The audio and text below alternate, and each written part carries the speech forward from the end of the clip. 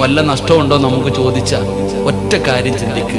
നീ അള്ളാഹുടെ മുമ്പിൽ ഒരു കാര്യം ചോദിച്ചാൽ ആ കൈ പൊക്കി റബ്ബിനോട് ചോദിക്കുന്നതിൽ നിനക്ക് എന്തെങ്കിലും കിട്ടും ചങ്ങാതി. വെറും കൈയോടെ മടക്കൂല അള്ളാഹ്. ഒന്നുകിൽ നീ ചോദിച്ചത് അള്ളാഹ് തരും. നീ എന്താണോ അള്ളാഹിനോട് ചോദിച്ചത് ആ ചോദിച്ചത് അള്ളാഹ് നിനക്ക് തരും. അതല്ലെങ്കിൽ അള്ളാന്റെ റസൂൽ സല്ലല്ലാഹു അലൈഹി വസല്ലം തങ്ങൾ പറയുന്നു, ആ ദുആ നാളെ പരലോകത്തേക്ക് അള്ളാഹു മാറ്റിവെക്കും. നാളെ മീസാനിൽ കാണാം ആ ദുആയുടെ പ്രതിഫലം. നാളെ പരലോകത്ത് വെച്ചിട്ട് മീസാൻ എന്ന് പറയുന്ന ത്രാസിൽ ഇങ്ങനെ കൊണ്ടുവന്നിട്ട് കൊടുക്കും. ഇതേതാ? നീ ദുനിയാവിൽ ഇന്ന് ദുആ ചെയ്തില്ലേ, അന്ന് ഞാൻ തന്നില്ല, അതാണിത്. അള്ളാഹു അപ്പൊ ആഗ്രഹിക്കുന്ന ദുനിയാവിൽ ചെയ്ത ഒരു ദുആയും സ്വീകരിക്കാതിരുന്നാലും മതിയായിരുന്നു. ഇവിടെ ഒന്നുകിൽ നിന്റെ ദുആ സ്വീകരിക്കും, അല്ലെങ്കിൽ ആഖിറത്തിൽ കിട്ടും, അല്ലെങ്കിൽ നിനക്ക് വരാനിരിക്കുന്ന ഒരു വിപത്ത് തട്ടിമാറ്റപ്പെടുമെന്ന് നബിയുനാ റസൂലുള്ളാഹി.